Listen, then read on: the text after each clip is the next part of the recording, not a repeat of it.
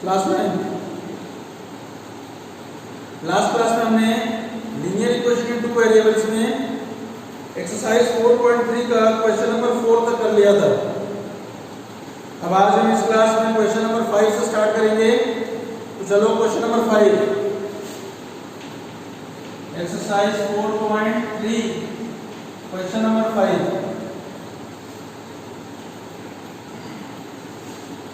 From the choices given below, choose the equation whose graphs are given in figure 4.6 and figure 4.7। ठीक है, तो देखो ऐसा graph दिया हुआ है।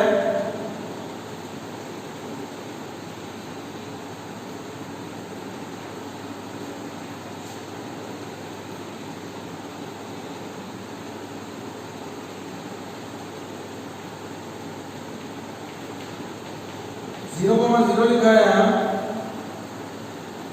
एक पॉइंट है इधर -1 कॉमा +1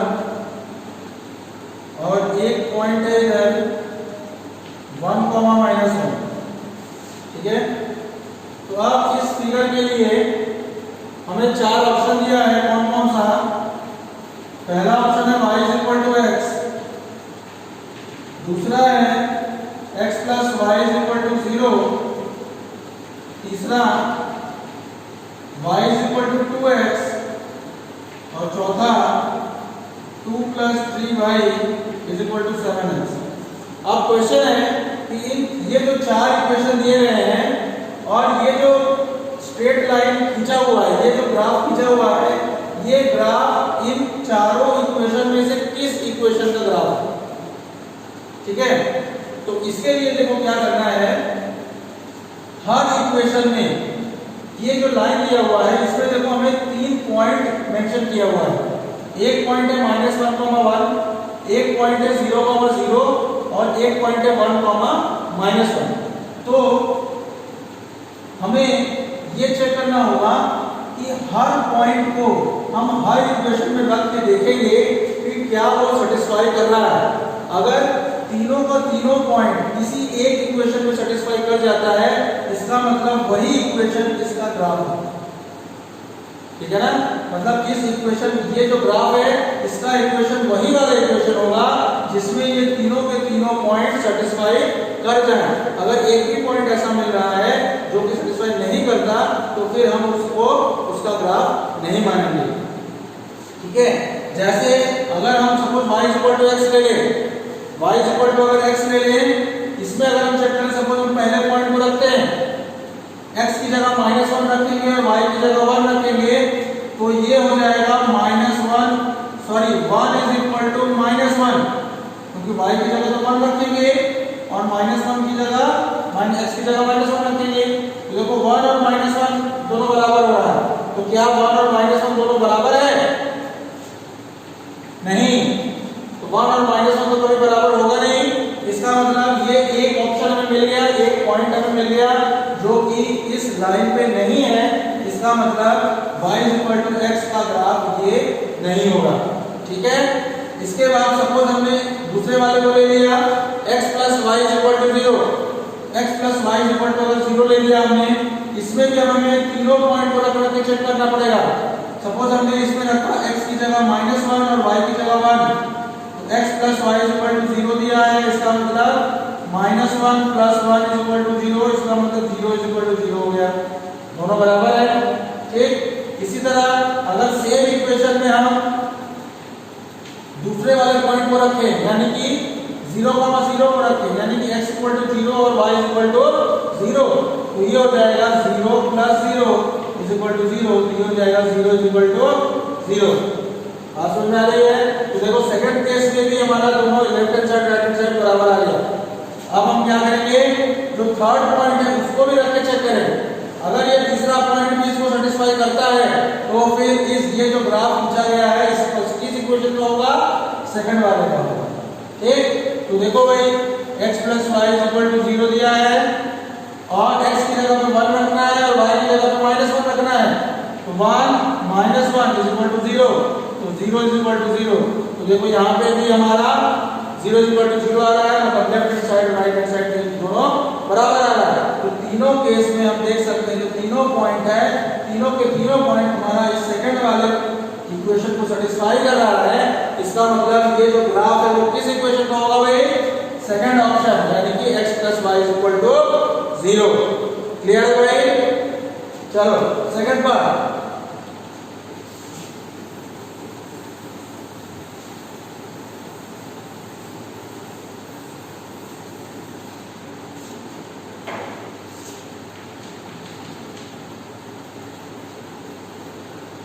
सेकंड पार्ट,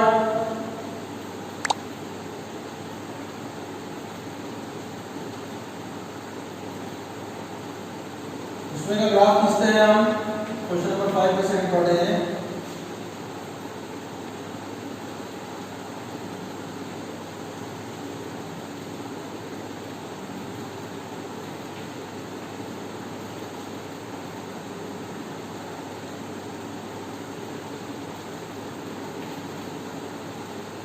इसमें भी 3 पॉइंट दिया हुआ है। एक पॉइंट है -1,3, यहाँ पे एक पॉइंट है 0,2 और एक पॉइंट है 2,0 और 4 ऑप्शन कौन कौन से दिए गए हैं भाई? पहला ऑप्शन है y = x + 2, second option y = x - 2, third option y = -x + 2 और फोर्थ ऑप्शन x + 2y = 6। ठीक, तो अब इसमें देखो भाई, अब फिर से हम एक एक ऑप्शन को चेक करते जाएंगे। हर इक्वेशन में हम तीनों पॉइंट को रख के चेक करेंगे कि क्या वो सेटिस्फाई हो रहा है। अगर सेटिस्फाई हो रहा है तो वही हमारा आंसर हो जाएगा, और अगर सेटिस्फाई नहीं होगा तो फिर हम नेक्स्ट ऑप्शन पे चलेंगे। ठीक है, तो सपोज हमने फर्स्ट ऑप्शन ले लिया y = x + 2, y = x + 2 ले लिया हमने फर्स्ट ऑप्शन। इसमें सपोज हमने फर्स्ट पॉइंट को रखा, तो इसमें x की जगह पे -1 रखेंगे और y की जगह पे 3 रखेंगे। तो y की जगह पे 3 रख दिया और x की जगह पे -1 रख दिया +2, तो 3 = -1 + 2 हो जाएगा 1। तो क्या 3 और 1 हमारा बराबर है? बोलो भाई, 3 = 1, क्या ये सही चीज है? नहीं है। इसका मतलब पहला ही पॉइंट हमें मिल गया जो कि सेटिस्फाई नहीं कर रहा है। इसका मतलब x + 2 जो पहला वाला ऑप्शन है वो हमारा आंसर नहीं है। अब फिर सेकंड वाले ऑप्शन पे चलें, जो कि है हमारा y = x - 2, y = x - 2। अब हम क्या करेंगे भाई, इसमें भी हम तीनों पॉइंट को बारी-बारी रखेंगे। सपोज हमने पहला पॉइंट रख दिया x की जगह पे -1 और y की जगह पे 3, तो y की जगह पे 3 रख दिया और x की जगह पे -1 रख दिया -2, तो 3 = -3। अब देखो इस पे लेफ्ट हैंड साइड में 3 है जबकि राइट साइड में -3 है, तो ये भी देखो बराबर नहीं है। जब ये दोनों बराबर नहीं है, इसका मतलब y = x - 2 भी हमारा ऑप्शन गलत होगा।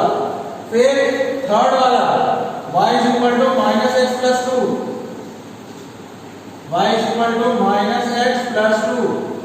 ठीक है, तो अब इसमें हम फिर से पहला वाला पॉइंट रख के y की जगह पे 3 और x की जगह पे -1, तो y की जगह पे 3 और ये माइनस और x की जगह पे -1, तो दोबारा x -1 हो जाएगा +2, तो 3 = माइनस प्लस हो जाएगा 1 + 2, तो 3 = 3। अब देखो भाई 3 = 3 आ रहा है, इसका मतलब ये सेटिस्फाई कर रहा है। ठीक है, तो अब हम सेकंड वाले ऑप्शन को भी रखेंगे। तो x की जगह पे 0 और y की जगह पे 2, x की जगह पे 0 और y की जगह पे अगर हम 2 रखें, -0 + 2, तो 2 = 2 हो गया। तो फिर से लेफ्ट हैंड साइड और राइट हैंड साइड हमारा बराबर आ रहा है, तो इसका मतलब दूसरा पॉइंट भी सेटिस्फाई कर गया।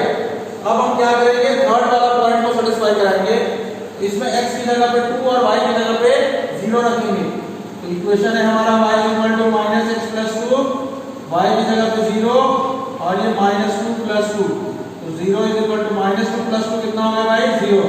तो यहाँ पे भी देखो हमारा left hand side right hand side बराबर आ रहा है।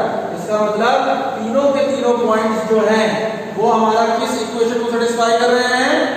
ये जो थर्ड ऑप्शन में जो है वो, इसका मतलब आंसर हमारा क्या होगा भाई, थर्ड ऑप्शन, यानी कि y is equal to -x plus 2। Clear? चलो आगे।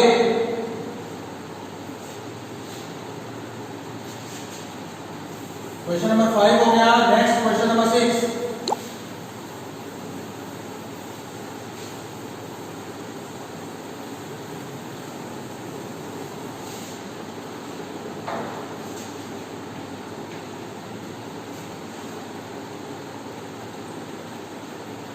If the work done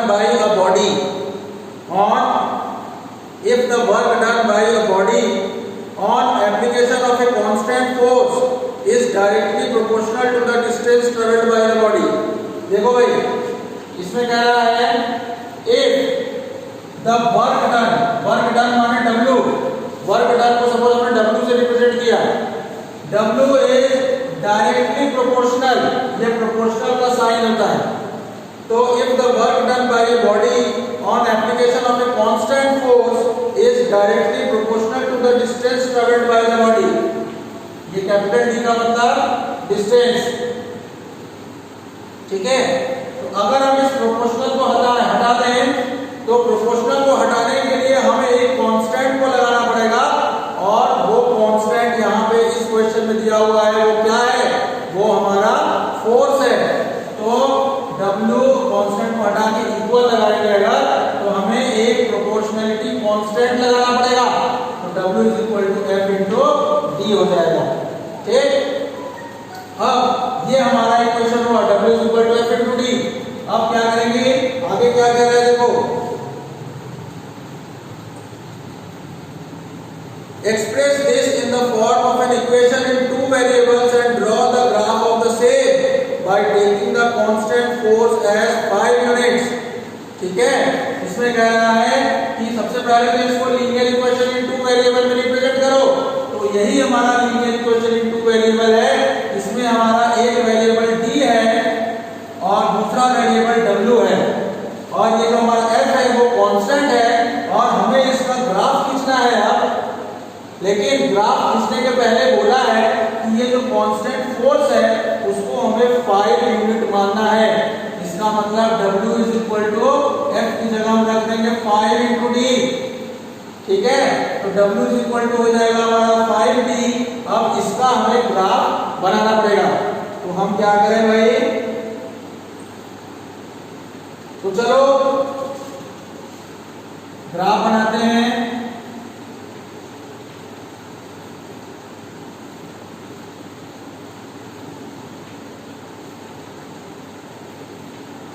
suppose 1 2 3 4 5।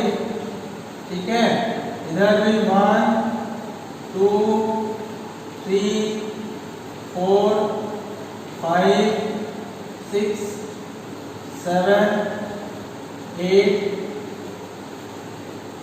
9 10। ठीक है, अब क्या करें कि एक बॉक्स बनाएं,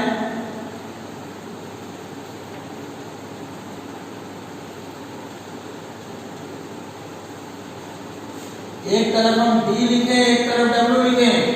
D को हमने x एक्सिस की तरफ मान लिया, x एक्सिस की तरफ हमने किसको माना, x एक्सिस की तरफ हमने किसको माना भाई, D को, और y एक्सिस की तरफ हमने किसको माना, W को।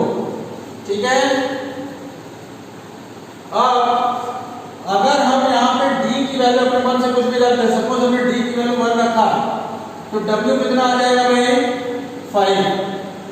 क्यों, क्योंकि W इज इक्वल टू हो जाएगा 5D, यानी कि 5 इंटू 1 यानी कि 5। और इसी तरह अगर हम D की जगह पे 2 रख देते हैं, तो W हमारा क्या होगा, W हमारा कितना होगा भाई, 5D यानी कि 5 इंटू 2, और 5 इंटू 2 का मतलब 10। ठीक, तो हमारे पास देखो दो सॉल्यूशन कौन कौन से होंगे, पहला होगा 1,5 और दूसरा होगा 2,10। ठीक है, तो इस 1,5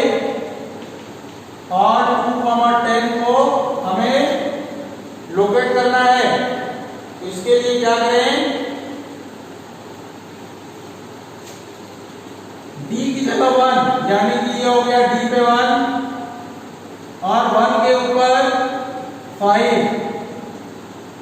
ये पॉइंट हो गया हमारा 1,5। ठीक है, 1,5। अब दूसरा है 2,10, यानी कि ये d हो गया 2 और w हो गया 10, इसके ऊपर चलेंगे तो ये हो जाएगा हमारा 2,10। अब हम क्या करेंगे, इन दोनों पॉइंट्स को मिलाते हुए आगे बढ़ा देंगे। ठीक है, तो आगे बढ़ा देंगे, ठीक है ना। तो अब ये हमारा ग्राफ हो जाएगा w = 5d का। क्लियर। अब इसमें आगे क्या कह रहा है कि also read from the graph the work done when the distance travelled by the body is 2 units.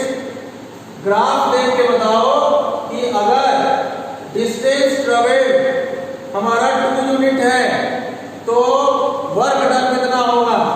तो देखो भाई, डिस्टेंस ट्रेवल्ड अगर हमारा 2 यूनिट है तो हमारा वर्क डन कितना है भाई, 10 यूनिट है। 2 के साथ 10 है, मतलब जब हमने d की जगह 2 रखा तो हमारा w कितना आ रहा है भाई, 10 आ रहा है। ठीक है, तो फर्स्ट पार्ट का आंसर हो जाएगा 10 यूनिट्स। और सेकंड पार्ट का आंसर में क्या लिखा है कि अगर 0 यूनिट डिस्टेंस ट्रेवल्ड हो, अगर मेरा डिस्टेंस ट्रेवल्ड 0 हो, यानी कि ओरिजिन पे ही अगर है, d हमारा 0 है का मतलब डिस्टेंस 0 है, इसका मतलब हम कुछ चले ही नहीं। जब चले ही नहीं तो हम ओरिजिन पे ही रहेंगे, और जब हम ओरिजिन पे रहेंगे तो हमारा वर्क डन भी क्या होगा भाई, 0 होगा। क्योंकि ग्राफ से ही देखो, ये एक्स एक्सिस और वाई एक्सिस को ओरिजिन पे जो है ये ग्राफ कट कर रहा है। इसका मतलब जब हमारा डिस्टेंस 0 होगा तो वर्क डन भी कितना होगा भाई, 0 ही होगा। और हम इस फॉर्मूले से भी देख सकते हैं भाई, w बराबर 5 × d है ना, तो ये हो जाएगा w बराबर 5 × अब चूंकि डिस्टेंस हमारा 0 है तो d की जगह हम 0 रख दें तो w बराबर 5 × 0 यानी कि 0 यूनिट्स हो जाएगा। समझ में आ रहा है। चलो अगला question number 7।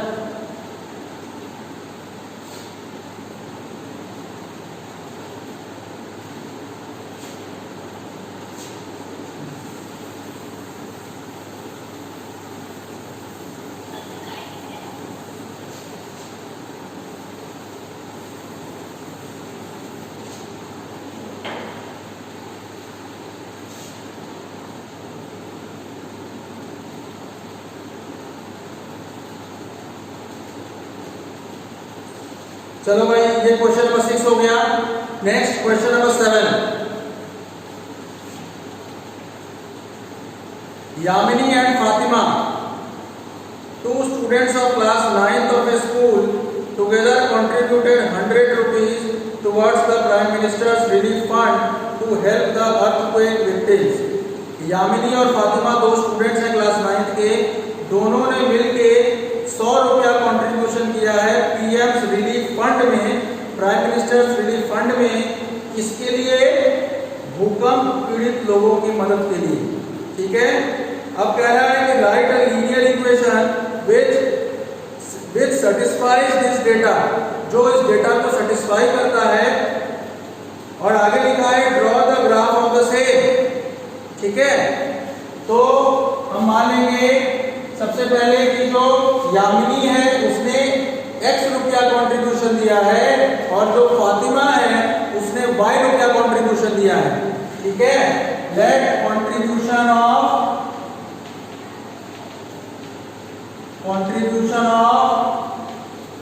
Yamini be x rupees and let contribution of Fatima be y rupees। ठीक है, तो अब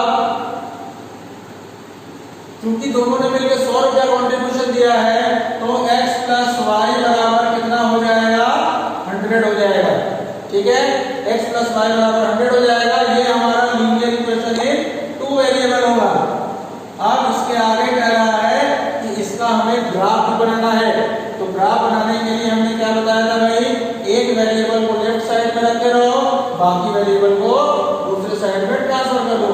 तो सपोज y हमने 100 माइनस x रखा, ठीक है, क्योंकि x को अगर हम उधर लेके जाएंगे तो y 100 पहले से है और ये प्लस x उधर जाएगा तो माइनस x हो जाएगा। ठीक है, अब x ग्राफ खींचने के लिए हमने बताया था कि x बॉक्स बनाया जाता है।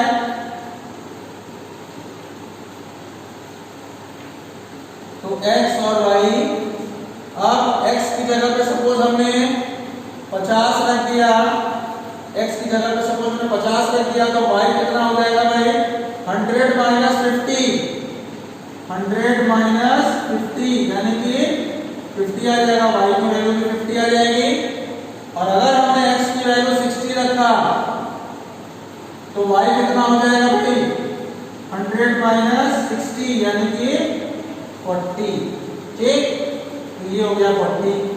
अब हमारे पास दो सॉल्यूशन कौन कौन से मिलेंगे भाई, एक तो मिलेगा 50, 50 और दूसरा मिलेगा 60, 40। क्लियर। अब हम क्या करें, ग्राफ बनाएं।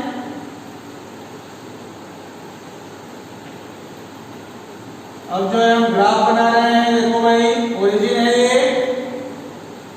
अब क्या करें हम, 10-10 का बनाएं, 10, 20, 30, 40, 50, 60।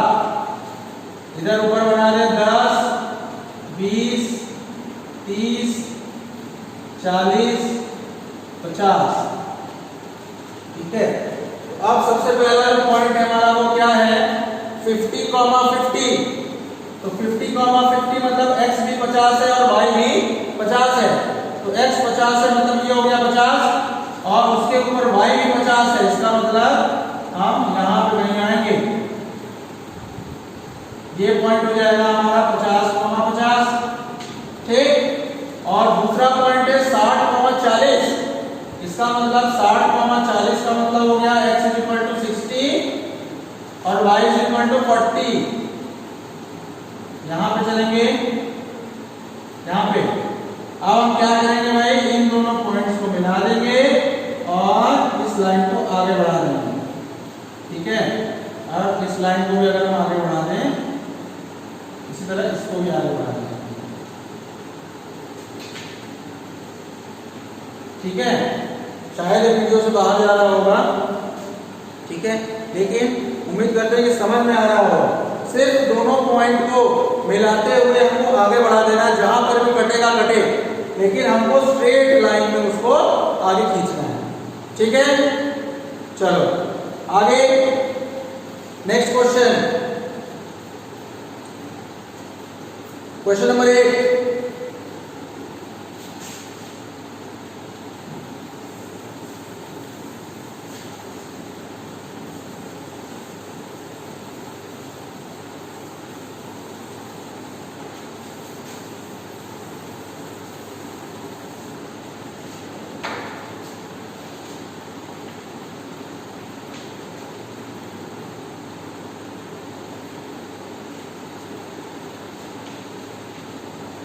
क्वेश्चन नंबर 8 है,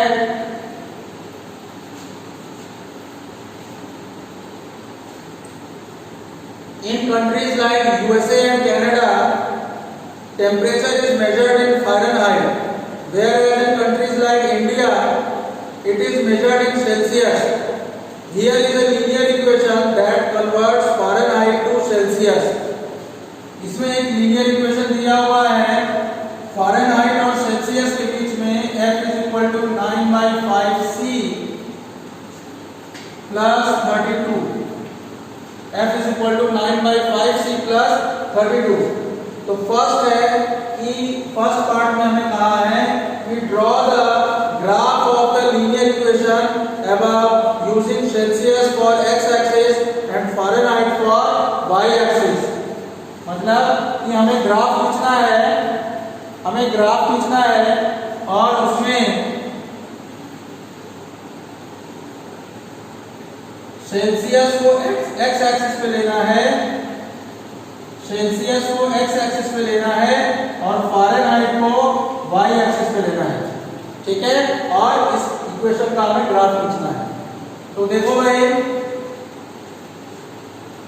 यहां पे हम ले लें 5, 10, 15 ऐसे करके ले लें और इधर 5, 10, 15, 20, 25 या फिर इस ग्राफ को थोड़ा नीचे बनाते हैं तो ये ऊपर चला जा रहा है, तो थोड़ा इसको इस ग्राफ को थोड़ा नीचे बनाते हैं।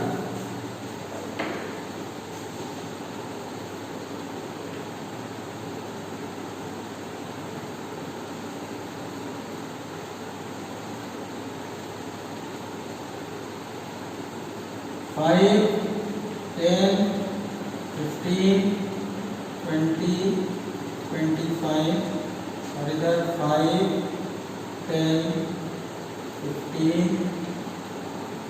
20, 25, 30, 35, 40, 45, 50, 55, ठीक है।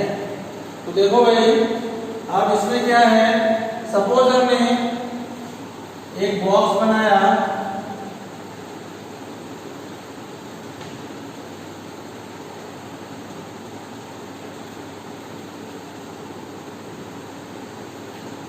एक तरफ C रखा और उसके नीचे F लिखा, ठीक है। तो अब अगर हमने C की जगह पे सपोज 0 रखा या फिर 5 रख दिया, सपोज C की जगह पे 5 रख दिया, तो F कितना आएगा भाई, 9/5 इंटू C यानी कि 5 प्लस 32। तो 5 से ये 5 कैंसिल हो जाएगा, 9 प्लस 32 आ जाएगा 41। तो F की वैल्यू आ जाएगी 41। इसी तरह अगर हम C की जगह पे आप 10 रखें तो F की वैल्यू कितनी आएगी, 9/5 इंटू 10 प्लस 32। तो 5 ये 2 बार हो जाएगा, 9 इंटू 2 18 प्लस 32, 18 प्लस 32 हो जाएगा 50। बात समझ आ रही है, F की वैल्यू हो जाएगी 50। तो अब हमारे पास दो सॉल्यूशन कौन कौन से आएंगे भाई, एक सॉल्यूशन होगा 5,41 और दूसरा सॉल्यूशन होगा 10,50, ठीक है। अब बस इन दोनों पॉइंट्स को हमें इसमें लोकेट करना है। तो अब इसके लिए क्या करें, देखो 5,41 इसका मतलब x की जगह पे 5 और y की जगह पे 41। x की जगह पे 5 ये हो गया और 41 यानी कि 40 है तो जस्ट उसके ऊपर ये वाला जो पॉइंट होगा ये हमारा हो जाएगा भाई कितना, 5,41, ठीक।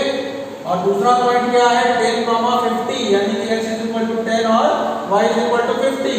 तो x इज इक्वल टू 10 ये हो गया, इसके ऊपर अगर हम चले और y की जगह पे हम 50 पे लगा दें तो ये पॉइंट हो जाएगा 10,50। अब ये जो दोनों पॉइंट्स हैं इनको मिलाते हुए हम आगे बढ़ा देंगे।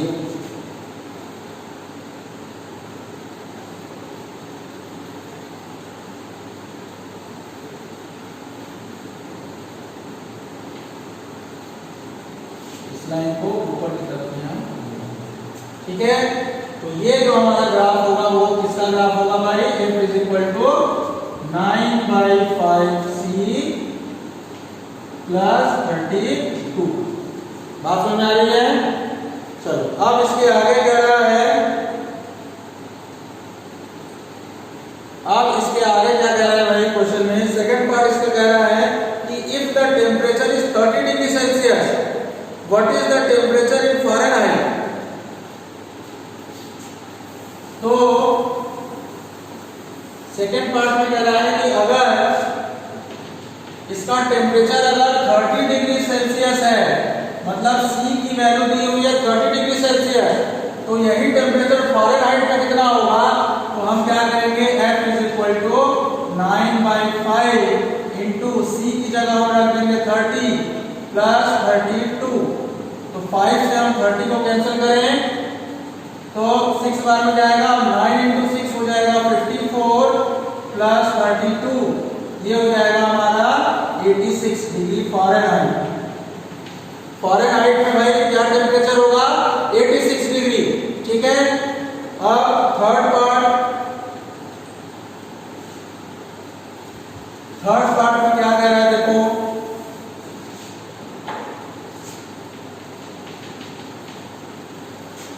if the temperature is 95 degree Fahrenheit, if the temperature is 95 degree Fahrenheit, what is the temperature in Celsius? Celsius में क्या टेम्परेचर होगा, अगर फ़ारेनहाइट F की वैल्यू दी हुई है 95 डिग्री, ठीक है, तो हम F की जगह रख दें 95 is equal to 9/5 C plus 32। तो आप 32 को इस तरफ लेके आएंगे तो 95 minus 32 is equal to 9/5 C। अब 95 माइनस 32 हो जाएगा 63 is equal to 9/5 C। Cross multiply करेंगे तो 5 का मल्टीप्लाई ऊपर होगा और 9 जो है 9 नीचे डिवाइड में आ जाएगा, तो C इज इक्वल टू हो जाएगा 63 इंटू 5 डिवाइडेड बाई 9। अब 9 से 63 को 7 बार में कैंसिल करेंगे तो 7 इंटू 5 कितना हो जाएगा भाई, 35। तो C इज इक्वल टू आ जाएगा हमारा 35 डिग्री सेल्सियस। ठीक है, तो ये हमारा थर्ड पार्ट हो गया। अब आगे क्या कह रहा है, फोर्थ पार्ट।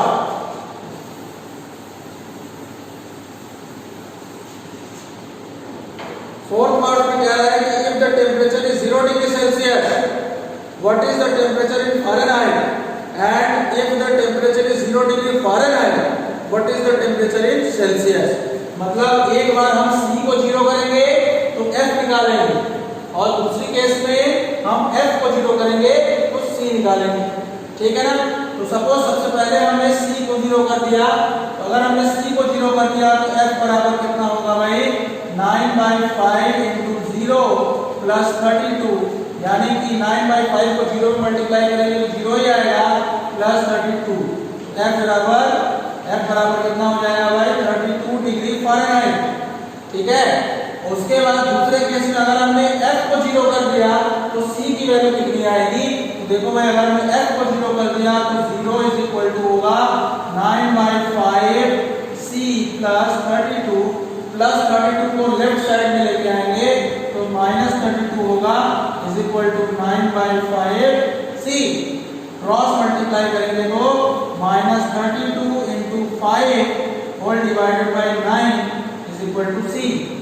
तो यहाँ से C इज इक्वल टू कितना आएगा भाई, माइनस 32 इंटू 5 हो जाएगा 160 डिवाइडेड बाई 9 डिग्री सेल्सियस। ठीक है, ये हमारा फोर्थ पार्ट हो गया। क्लियर? लास्ट पार्ट में क्या दिया है,